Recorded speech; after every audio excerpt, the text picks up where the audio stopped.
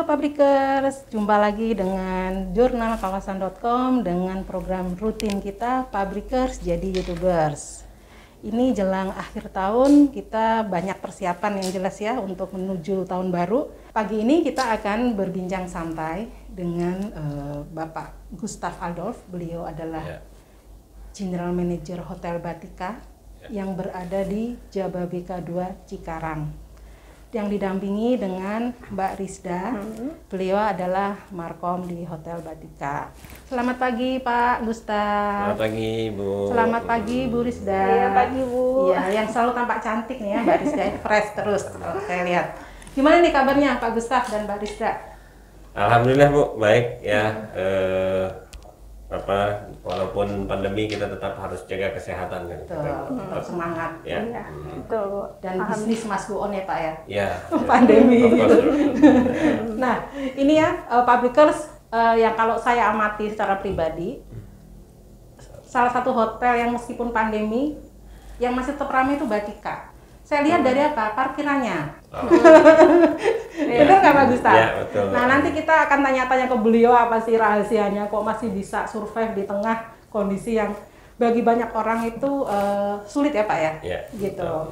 Nah, tapi kita sebelum nanya-nanya yang lebih detail, sebaiknya kita nanya-nanya secara umum tentang Hotel Batika. Ya, silahkan Pak Gustav, monggo.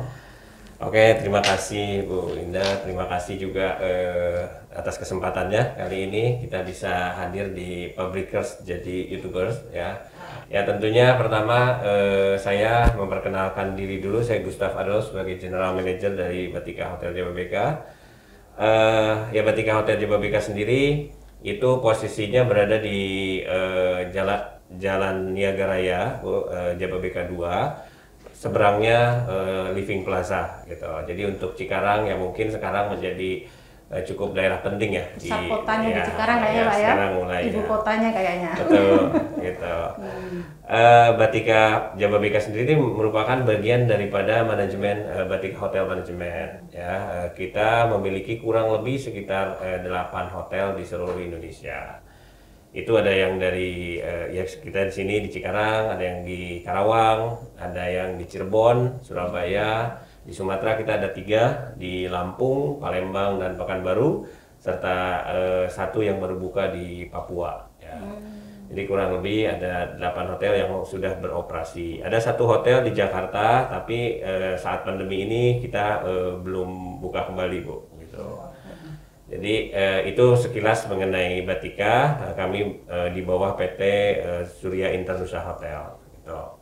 Adapun mengenai Batika Jababeka sendiri, itu memiliki sekitar 127 kamar dengan 2 tipe saja, tipe superior dan tipe suite. Gitu. Superiornya ada 122 kamar, suite-nya hanya 5 kamar. Fasilitas di kami sih sesuai dengan bintangnya, kami kebetulan hotel bintang 3. Cukup lengkap ya, ada ruang meeting, ada juga gyms, ada spa, ada restoran, juga game corner, ya internet gitu, kemudian juga room service dan lain sebagainya. Ya khususnya sih memang karena kita ada di kawasan bisnis, memang kita juga untuk mengakomodir kebutuhan bisnis ya. Dan juga tentunya kita mempunyai ruang meeting yang agak besar, sehingga ya untuk kebutuhan meeting kita juga bisa akomodir untuk itu ya.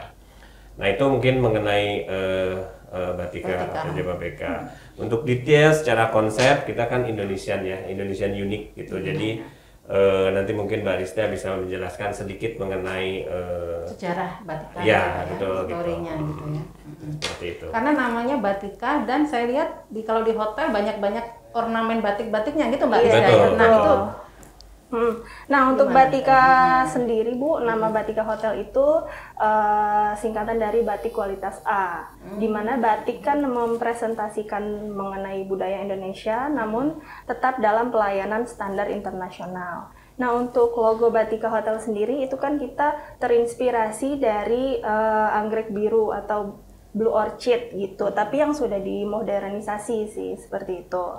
Nah, tadi kan sudah banyak dijelasin sama Pak Gustav. Kayaknya langsung ke promo aja kali ya.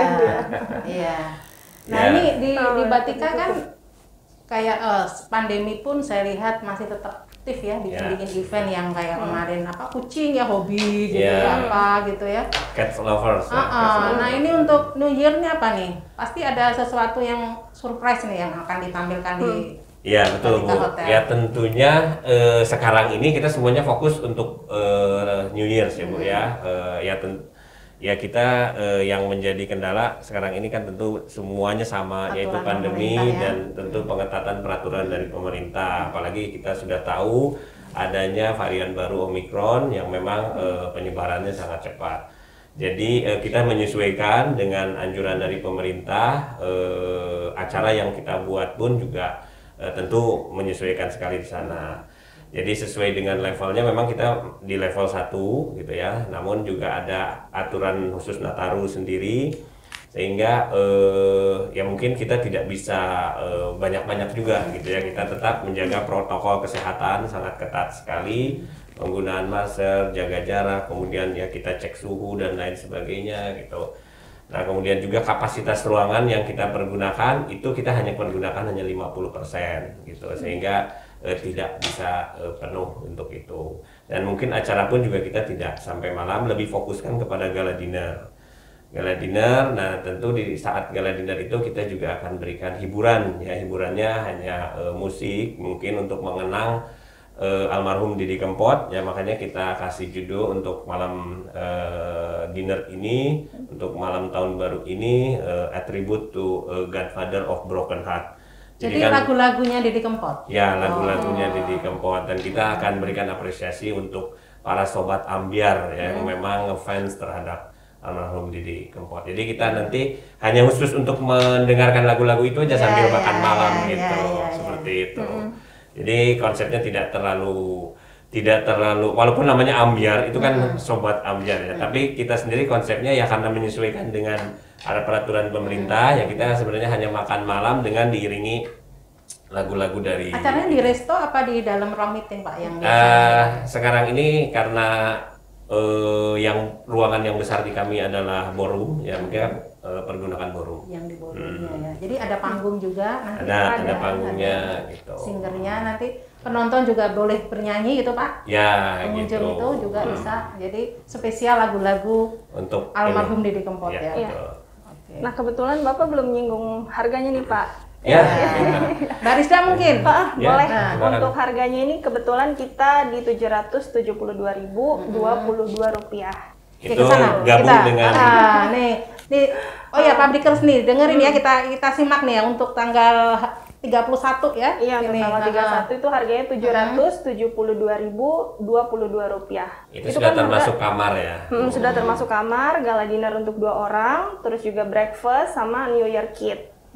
Gitu. Sebenarnya murah sekali sih Bu ya. Tanpa menginap boleh nggak? Tanpa menginap juga ada Bu. Cuman ya kita anjurkan sih memang sekalian ambil paket ya. Karena acaranya sampai malam biasanya sekalian. Ya, gitu. Tapi kalau ada yang ini, ada nggak alternatif Mbak? Kalau ada, saya hanya gala dinner aja, harganya ada berapa? juga Bu. Kita di Rp252.022 gitu. Itu untuk dinner ya. Untuk dinner aja 2 orang. Itu sudah 2 orang. Itu untuk 2 orang, betul. Murah sekali berarti. Jadi udah murah Bu, gitu. 700.000 udah dinner, gala dinner lagi ya, bukan dinner biasa. Gala dinner gitu ya. Dapat hiburan musik gitu ya, kemudian juga dapat breakfast Kamar juga, kamar juga di malam tahun baru pula gitu ya gitu. Terus juga kita di sana nanti ada pembagian door prize Bu, jadi kan makin meriah ya acaranya pastinya. Gitu. Ya jadi memang setelah ada pembatasan ini kita juga tidak bisa membuat acara yang spektakuler ya, tapi tetap kan kebutuhan untuk menyambut tahun 2022 sebagai kita pada bisnis perhotelan juga memang merupakan panen juga nih Bu seharusnya di hari itu, namun kita kan harus menyesuaikan dengan aturan pemerintah. Jadi ya kita tidak bisa maksimalkan kapasitas gitu ya, hanya kita pergunakan 50%, tapi tidak mengurangi daripada acaranya itu sendiri. Kita jamin bahwa acaranya akan menarik. Meriah, gitu. Tapi mungkin lebih tidak banyak orang yang terlibat di dalam acara. Jadi itu juga limited ya, maksudnya limited. Alhamdulillah sih sebenarnya tempat yang tersedia tinggal beberapa sih untuk sekarang ini karena Itu Pabrikers ya, tinggal beberapa. Jadi jangan sampai ketinggalan. betul. Jadi kalau misalkan secara persentase mungkin kita sudah 70% yang on hand karena sudah banyak tamu langganan yang sudah booking jauh-jauh hari di kita. Gitu. Jadi untuk umum kita sediakan 30% lagi kapasitas gitu. Jadi yang booking kebanyakan sobat-sobat Ambyar juga atau Sobat apa nih? Ambyar. Ada sobat Ambyar gitu ya, memang juga fans juga dari ini ya, juga repeater guest kita ya, tamu yang sudah biasa ke kita, yang mereka mau acara apapun juga mereka loyal gitu dengan kita. Itu sudah banyak yang Bahkan ada yang booking ini ya Pak ya dari luar ya Bapak ya. Dari luar apa nih? Orang luar luar kota. Orang luar negeri Oh, ya Bapak? oh iya dari Iya, kan ada Amerika. bookingan. Oh gitu. Jadi kebetulan memang kita dari Peter Guest dari Amerika gitu.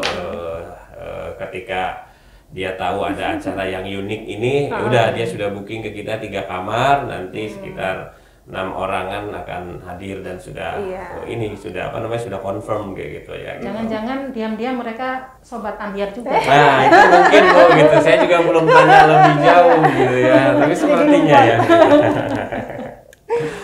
Nah, apalagi nih yang menarik di akhir tahun ini, Pak? Jadi itu mungkin sekilas mengenai Batika dan promo kita di akhir tahun. Ya. Namun kan setidaknya Batika tidak hanya sekecil itu gitu ya. Setiap hari yang tadi Ibu katakan bahwa kegiatan kita juga selama ini aktif terus gitu ya. Tadi ada Cats Lovers, kemudian juga ada Coffee Lovers, kemudian juga kita kemarin saat lagi Agustusan kita kasih penghargaan kepada para pejuang gitu ya, pejuang saat ini kan COVID gitu ya. Jadi COVID Heroes kita adakan, berikan kepada orang-orang yang penggali kubur, supir ambulan kita berikan ya. Nanti kebetulan hadir juga para pejabat dari Pemda, Dinas Kesehatan, kemudian juga perwakilan dari Bupati juga sempat hadir ke sana karena kan waktu itu masih PJ ya Pak Dani, jadi beliau dari BNPB ya kalau nggak salah sebelumnya, sehingga ada perwakilan juga ke sana.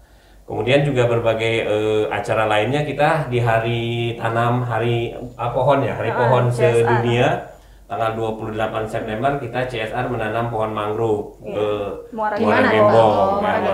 CSR-nya Batika Ya, untuk yang tahun ini ya Bu ya, tapi yang tahun lalu kita dengan Korem 51 Wijayakarta dan Jababeka sendiri, Jababeka Infrastruktur, kita sama-sama menanam pohon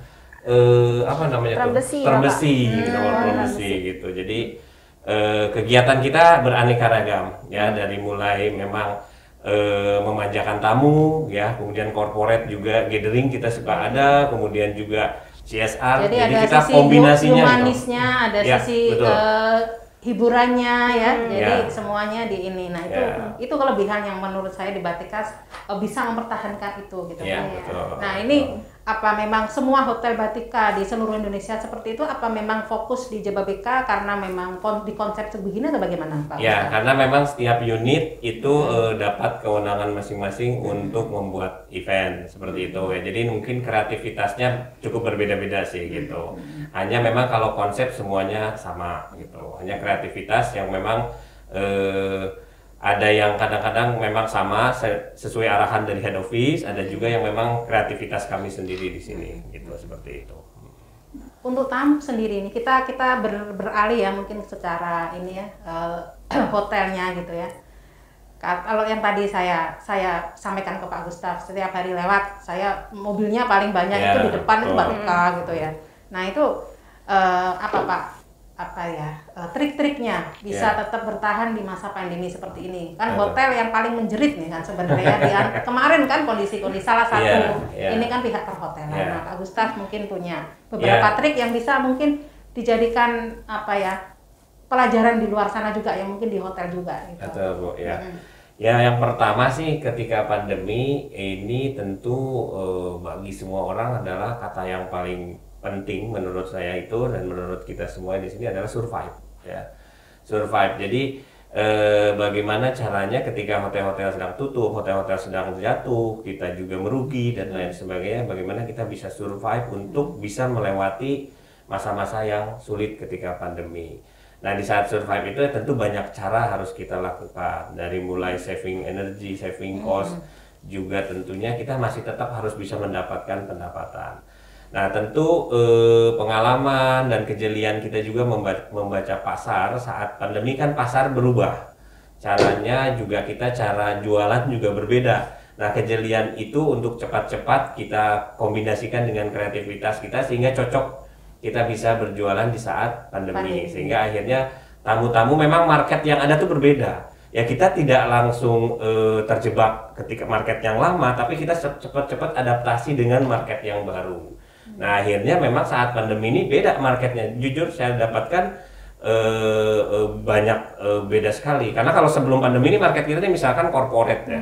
Corporate, government juga ada. Tapi ketika pandemi mereka kan WFH.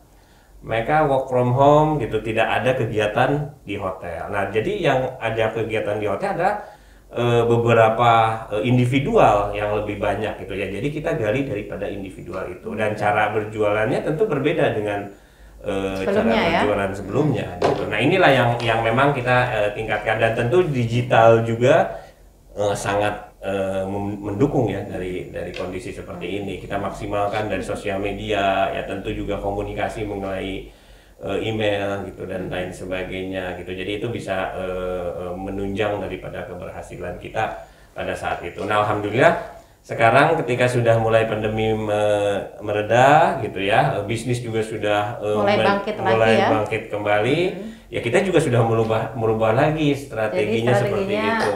Mengikuti lagi ya, yang sekarang betul. ada. Sebagai informasi aja nih, bulan ini kita ini 100% kamar terisi penuh. Itu selama bulan Desember itu sudah sekitar 20 hari, Mbak. Kebayang nggak 20 hari dari bulan Desember, bulan Desember belum habis nih. Iya. Itu 100%. Makanya nggak heran kalau lewat ke Batika, pasti mohon penuh maaf kepada semuanya kalau parkiran kami memang penuh gitu seperti itu.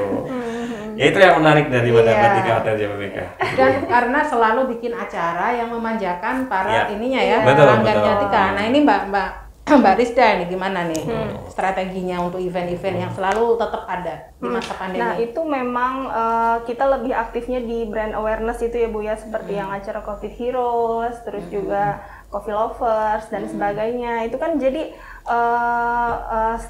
untuk silaturahmi kita juga kan ke sana. Jadi saat mereka punya bisnis pasti ingetnya Batika gitu. Ya itu sih Bu yang ngebuat hotel kita jadi rame dan tetap survive lah saat pandemi. Menjaga hubungan dengan para customer kita itu tentu dengan beberapa hal ya. Saat pandemi memang ada cara-cara tersendiri dari kita. Kayaknya rahasia ya kayaknya ya. Rahasia kayaknya. Ya pastinya juga kita ini sih Bu memaksimalkan kerjasama dengan media juga gitu ya, kan. itu betul sekali gitu. Seperti ya tentu dengan Jurnal kawasan gitu. Karena ya tanpa dengan media ya kita juga tidak bukan apa-apa lah gitu ya gitu seperti itu. Iya, dengan bantuan rekan-rekan media ini sih Bu. Ya. Nah, untuk tamu-tamu sekarang Pak yang dari luar negeri, yang dari asing, tamu asing sudah mulai berdatangan lagi atau gimana saatnya? Saya dengar sih memang sudah lumayan banyak karena kan repatriasi ya, jadi mereka tertahan dulu untuk karantina ya gitu.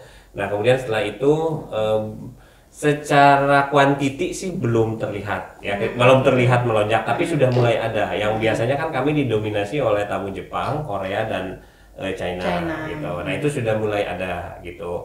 Termasuk Thailand juga gitu, dari beberapa tentunya company-company yang ada di kawasan Jababeka sendiri gitu, seperti itu. Tapi secara segmen sebenarnya Batika ini segmennya di mana Pak? Kalau secara segmen khususnya sih sebenarnya karena kita kawasan industri adalah corporate industri gitu, seperti itu. Dan tentu mungkin di akhir-akhir tahun ini setelah pandemi banyak industri yang mungkin belum dikontrol ya oleh kantor pusatnya. Nah kebetulan biasanya sih kemarin di akhir-akhir tahun ini auditor yang banyak, auditor hampir mungkin semua perusahaan lagi diaudit semua ya gitu. Benar. Jadi itu segera kami juga melihat pasar itu, segera kita menghubungi kontak-kontak tertentu ya, alhamdulillah ya. Banyak sekali kemarin auditor, baik dari yang auditor internal mereka maupun juga dari pemerintahan seperti dari bea cukai, dari pajak juga kita banyak kemarin dapat bookingan dari sana itu. Ya itulah contohnya Mbak. Kerjasama dengan pihak Pemda sendiri atau kementerian dan lain-lain juga Batika juga Tentu Bu, baik ya, Pak, ya, ya. Jadi sekarang kemarin market saat pandemi memang lebih banyak ke individual dan online. Tapi belakangan setelah mereda, market dari pemerintahan dan corporate itu sendiri sudah mulai ada lagi gitu. Walaupun belum signifikan ya peningkatannya, khususnya dari corporate gitu. Corporate kemarin karena memang lagi banyak auditor, kemudian juga baru ada beberapa teknisi dari luar dan lain sebagainya itu masuk ke kita. Tapi kalau untuk government khususnya kementerian, memang mereka sepertinya lagi ngabisin budget juga ya, karena mungkin November Desember kan ya Pak, gitu. biasanya akhir Itu tahun. kemarin meledak lah kita daripada itu. Dari tadi apa isinya meledak-meledak terus nih kayaknya Batika ini. Jadi kayaknya di Cikarang harus ada 2 hotel Batika, Pak. Ya, Di Bekasi nih. ya. Nah, ini kalau di Mbak Rizda nih, saya ke Mbak Rizda nih. Tadi cerita bagaimana hubungan ke media massa. Saya lihat Batika termasuk yang paling aktif ya Pak ya. Bahkan ada grup WA untuk teman-teman media. Nah, ini sejauh apa peran media massa di Batika Hotel dan apakah memang sepenting itu untuk Batika sendiri gitu. Di masa online seperti ini yang bisa dilakukan sendiri oleh internal Batika gitu, Mbak Rizda. Nah, untuk rekan-rekan media sendiri menurut Rizda sih penting ya Bu ya, untuk mempengaruhi keramaian okupansi di Batika gitu. Nah, apalagi kemarin tuh yang paling kerasa itu waktu kita perlu support dari media untuk yang case yang waktu itu ya Pak ya. Mungkin ada beberapa case yang kita memang perlu yang sempat perlu adanya exposure daripada media. Ya media sangat membantu kita sendiri. Itu sih memang sangat penting. Makanya kan sampai Rizda bikinin grup untuk rekan-rekan media. Jadi kalau tiap ada brand awareness event itu langsung Rizda sounding aja sih di situ Bu gitu. Jadi kan mereka bisa ngeliput acara gitu. Ini yang case kemarin bisa nggak kita sedikit diulik-ulik gitu Pak? Tapi penyelesaiannya bagaimana sih Pak? Saya penasaran gitu kemarin. Jadi Pak Bikas kemarin ada sempat heboh, sempat viral malah ya Pak ya, sempat viral di mana-mana ada kejadian yang tidak mengenakan ya, ada seseorang oknum yang datang ke hotel dan membuat gaduh di dalam hotel, padahal ya mungkin kondisinya mabuk atau gimana tuh Pak? Mungkin ya Bu ya, gitu karena sepertinya sih itu di bawah pengaruh alkohol ya, gitu. jadi ini. Gitu. Nah, endingnya bagaimana Pak? Ya kita ya tentu pada saat itu ya karena di saat di dalam lingkungan hotel kita sendiri, kemudian ada kejadian yang memang akhirnya perlu kita laporkan kepada kepolisian gitu. Nah akhirnya pihak yang berwenang sudah menangani dan kemudian sudah diurus dan kita serahkan semuanya kepada kepolisian dan ya dengan kita sendiri akhirnya memang sudah selesai gitu semuanya gitu dan yaitu sama-sama lah untuk memperbaiki kita sendiri juga tentu dari sisi keamanan memaksimalkan lagi gitu ya, kemudian juga ya tentu bagi yang lain juga harus bisa lebih hati-hati aja gitu karena kan memang kondisi-kondisi seperti ini ya siapapun juga dimanapun ya kita harus bisa lebih waspada aja, jadi kita tingkatkan keamanan daripada security kita sendiri gitu ya, kemudian CCTV juga kita tentu harus menjadi salah satu bagian yang tidak boleh terlewatkan gitu karena semua kejadian kan bisa terekam di sana, jadi jangan sampai ada yang rusak gitu ya, kalaupun udah nggak baik kita segera ajukan untuk ganti yang baru, itu juga penting sih menurut saya bagi semuanya karena teknologi CCTV ini sudah banyak membantu sekali segala meringankan tugas ya, meringankan ini kita gitu. Jadi ya keluar uang sedikit tapi nyaman lah gitu ya gitu. Itu beberapa kan namanya kejadiannya orang kehilangan helm misalkan gitu ya, itu mudah sekali dapat gitu ya. Jadi dulu kita mungkin masih bingung tapi karena sudah terekam jadi identitasnya ada, oh ini kayaknya tamu dari ini deh misalkan gitu ya, ini udah langsung segera gitu kita bisa terdetek ya. Iya gitu. Ya, itu tapi sempat pengaruh ke okupansi nggak atau kenyamanan tamu nggak pada saat kejadian tuh Pak? Iya saat itu memang sempat juga agak drop sih Bu ya. Drop dari ini okupansi karena kan secara fisik juga kita kelihatan dikawal oleh banyak aparat gitu kan di sana. Tapi ya kurang lebih mungkin berimbas sekitar 1 bulan pertama saja. Itu berikutnya sudah tidak ada apa-apa lagi gitu. Tapi memang sudah difikirkan ya Pak ya, saat itu melaporkan ke aparat ke kepolisian, nanti pasti dampaknya akan seperti itu gitu ya Pak ya. Betul, sudah betul. dipikirkan sampai sejauh itu. Karena kan menyangkut brand juga. Ya betul. Dan kita juga tentu dibantu dari kantor pusat ya Bu ya, yang memang mereka sudah mempersiapkan kalau ada kejadian apapun gitu untuk itu. Nah ini sebelum kita menutup perbincangan kita nih, saya pengen tahu nih program-program di 2022 sepanjang tahun 2022 yang akan tetap dilaksanakan dan kemudian ada hal-hal yang mungkin bisa disampaikan ke Pabrikers apa aja nih Pak? Secara detail nanti Bu Rista yang akan menjelaskan. Cuman secara global kita optimis di 2022 mungkin pandemi akan lebih cukup terkendali dibanding 2021, sehingga program yang akan kita buat tentu akan lebih terbuka lagi gitu ya. Yang kemarin mungkin tertutup dan terbatas, sekarang mungkin bisa lebih terbuka lagi untuk program-programnya. Dan kami sudah siapkan sih untuk 1 tahun ke depan. Dan untuk 3 kuartal 1 kami sudah bukukan. Biasa kita sudah buat buletin. Nanti kalau memang perlu kita juga bisa share buletinnya karena udah elektronik ya buletinnya, kita tinggal share aja. Nah nanti untuk yang 3 bulan pertama mungkin dari Rizda bisa jelaskan apa saja mulai Imlek nanti kemudian lain sebagainya. Ya. Program. Nah kebetulan untuk promo kuartal 1 di tahun 2022 itu Bu, kita udah planning untuk di bulan Januari. Kebetulan kita untuk promo kamarnya di situ ada January Nice Deal lagi ya Pak ya, karena kan kebetulan promo January Nice Deal dari tahun-tahun lalu pun memang promonya selalu laris gitu. Akhirnya kita tetap ngambil nama yang sama lagi, yaitu January Nice Deal itu lagi. Udah pakai namanya itu udah 3 kali apa ya itu? Pak ya. Itu apa tuh? Program yang kenapa Promo menarik kamar. gitu, promo kamar. Promo kamar khusus untuk di bulan Januari. January Nice Deal kita sudah paketkan dengan kamar, sudah termasuk breakfast, sudah termasuk juga minibar gitu. Gitu. Terus juga kita untuk di bulan Januarinya ada event brand awareness-nya itu ada goes dengan Dinas Pariwisata. Di situ kita nanti ada aerobik sama Dinpar, karena kan memang sebelumnya udah ada omongan ya Pak ya, kita dengan Dinpar untuk mengadakan aerobik bersama gitu. Nah, kebetulan untuk yang Februari kita di situ promo kamarnya kita fokus ke Imlek dan juga Valentine. Jadi nanti buat Pabrikers yang nyari paket untuk promo kamar Valentine bisa nanti ke Batika ya Pak ya. Kamar sudah termasuk gala dinernya juga ya, private dinner, romantic dinner. Udah Gitu. termasuk itu sih. Terus juga di Februari kita ada cooking class khusus untuk yang udah dewasa ya Pak ya. Kalau yang tahun lalu kan kita kids cooking class gitu. Nah yang sekarang untuk yang dewasanya perlombaannya. Jadi online ya?